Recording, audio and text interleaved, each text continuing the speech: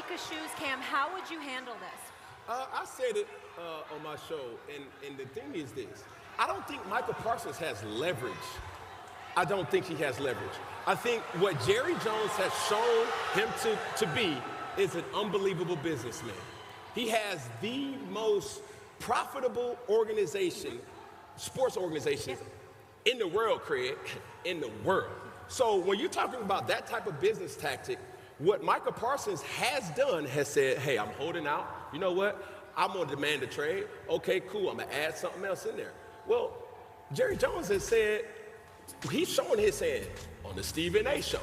Hey, we got you for 3 years, meaning we can franchise tag you for 2 of those years. You're still under contract this year if we really want to be petty. Now, the question is, we've seen what Jerry Jones is capable of doing. We've seen it with Emmitt Smith.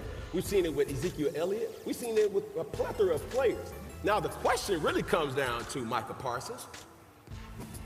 Do you got it in you to really stand on business, as we call it? You dig what I'm saying? Because if you hold out, cool. Now, the thing about it, holding out still comes back down to the number one key in all of business. What's your leverage? And I don't think Micah Parsons has a lot of leverage in this case to demand what he's willing to ask for. Well, let's be specific about this. He doesn't have leverage at the moment. He will if he sits out game 1, game 2, and they lose it because their defense stinks. He'll have a little bit of leverage then. Jerry Jones has been in that place before. Right. Emmitt Smith, 1993. Rushed for 1,700 plus yards in the previous season. Led the league in touchdowns with 18. Dallas wins the Super Bowl. Jerry Jones holds out and don't want to sign him. They lose game 1. They lose game 2. Then Jimmy Johnson, the coach at the time, losing his damn mind, comes into the post-game conference and just throws up his hands, never says a word, just throws up his hands in complete frustration because the world knew he needed his running back in order to repeat. And then Jerry Jones succumbed and signed Emmitt Smith. And if you go back to the footage of that press conference, you will never see somebody look more ticked off after signing a record deal than Emmitt Smith looked that particular day because he was like, why the hell did it have to come to this? In Micah Parsons' case, it's a different animal. And he's talking about business. So let's take it to a business conversation. The Dallas Cowboys are worth $12.8 billion, tops in the league. More than $2 billion worth than the next franchise, which I believe is the Los Angeles Rams, a little over $10 billion. Not only that, Jerry Jones personally is worth over $16 billion. Here's where it gets sketchy for Jerry Jones.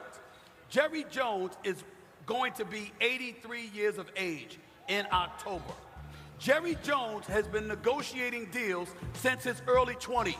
Micah Parsons is 26. When you had the conversation with him in March, it's 25. He's 25 years of age. Jerry Jones was negotiating 40 years before Micah Parsons was conceived. Why are you acting like a conversation, you, the astute, adroit businessman that you are, why are you acting like a conversation with a football player is tantamount to a negotiation while ignoring his agent, who's considered one of the best in the business? Now it gets tricky. Because if you're in the situation, Jerry is resolute and stubborn in this position because according to him, he told me that Micah Parsons called him and said, don't call me no more, call my agent. And Jerry Jones said, I don't play that bleep. That's what he said. Now, he might have a point if Micah Parsons started the negotiations and then turned around and called them. But if Micah Parsons was just thinking he's having a conversation about leadership and you turned it into a contract negotiation and then you turn around and try to act like that's a negotiation and use that as leverage against them, at some point in time, whether it's the NFLPA, whether it's the league office or anybody else, it has to rain down upon them like, yo, you can't do that. The brother's got representation. It's a different and bigger issue that can't be ignored. But if you're Micah Parsons, you got $24 million you're owed to this year. You don't want to lose $1 million a game because you don't want to play. But if you miss the first 2 games, considering how awful I expect the Dallas Cowboys defense to be, I think that he will have some leverage if he sits out the first 2 games.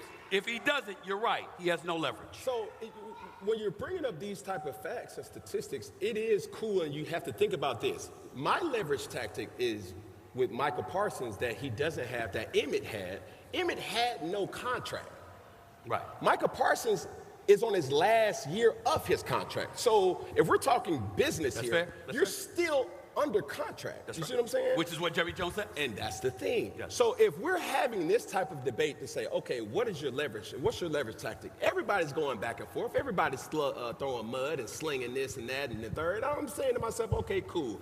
Jerry Jones, he's been doing this since inception. That's all he knows is business. Micah Parsons is in a situation where it's like, okay, I got to do something now.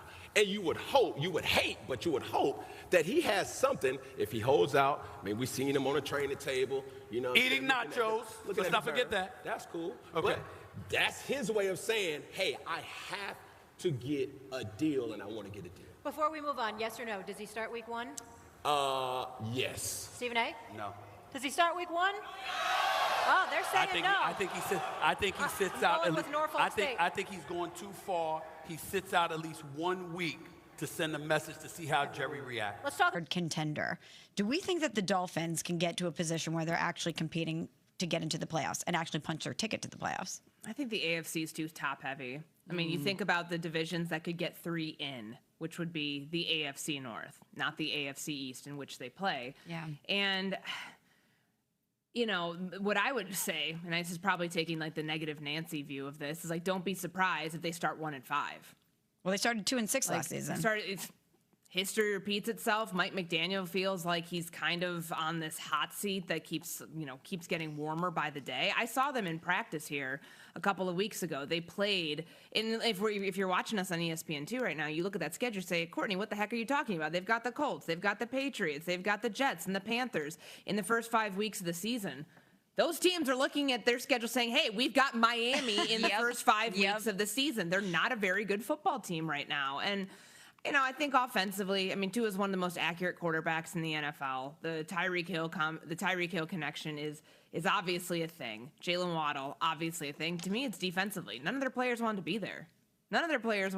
Which is why when you saw the Jalen Ramsey trade to the Pittsburgh Steelers, you're like, okay, it makes sense now. It felt like everybody was jumping ship, and I got it. Like, I absolutely understood where they were going there. But to me, it's a culture issue. Like, this team, from where they've been, and it's not just an excuse of, oh, they can't play in cold weather. They truly aren't built for it. And that's, that's something that has reared its head under Mike McDaniel since he became a head coach. Those December games where they are just not mentally tough enough to compete with whoever they're playing with, whether it's the Packers, whether it's up in Buffalo, because it seems like they play up there in, December, January every single year.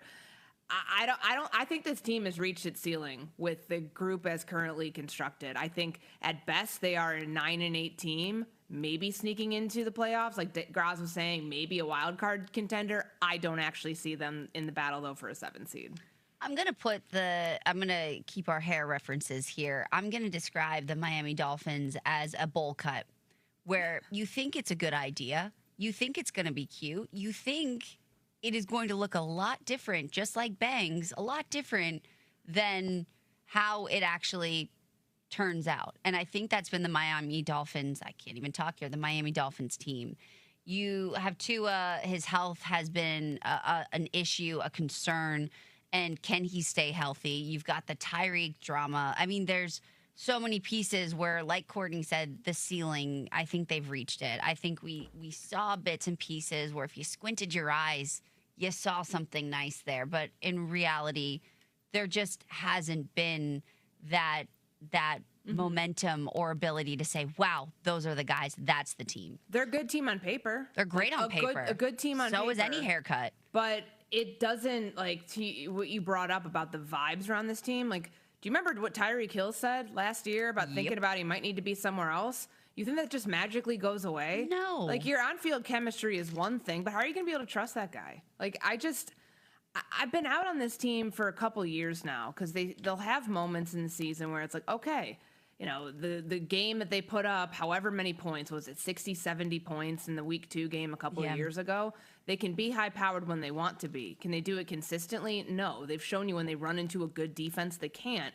And I just, do they need to hit reset down in Miami? They've paid all these contracts. They paid Tua. They traded for Tyreek Hill. They've paid him. They've paid Jalen Waddle. Like, at what point do you say the experiment's run its course? I feel like that's this season for them. Yeah, I agree with that. I would be surprised if they were competing for the playoffs. I would be surprised if they snuck into the playoffs. And you talk about that relationship, Courtney, between Tyreek Hill and Tua. And let's not forget that just weeks ago, Tua was talking about Tyreek Hill and how he's working on himself, how he needs to work on his relationships with people in the building, and that he's building everything back up again. That's not what you really want to hear heading into training camp, that you're still trying to repair that relationship and develop that trust, especially with the best player on your football team, especially with your number one target.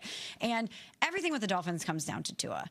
When he's out there and healthy, we see that they're clearly a better football team with him than they are without him. But you cannot guarantee that he's going to be out on the football field. You cannot guarantee that he's going to be with you. And even with you, while it's better, it's not good enough. It's not good enough. And I know that in the piece, Graz outlined that in Mike McDaniel's first 2 seasons in Miami, they went 20-14, and they made the playoffs both times. And he's suggesting that if everything falls correctly, maybe if you squint, there's a chance that the Dolphins could get back there again. I think they are teetering on a very, very thin rope. It's a very precarious place for them to be, and I think it's going to be more bad than it is good. We'll see what happens in Miami. It is Unsportsmanlike here on ESPN Radio, and it's brought to you by ESPN Bet, ESPN Bet Sportsbook. You can download the app today. You have to be 21 plus. If you have a gambling problem, call 1-800-GAMBLER. Well, coming up next, it's week 1 in college football. And of course, one of the biggest storylines that we've been paying attention to, and the thing that a lot of people want to see the most, is Arch Manning.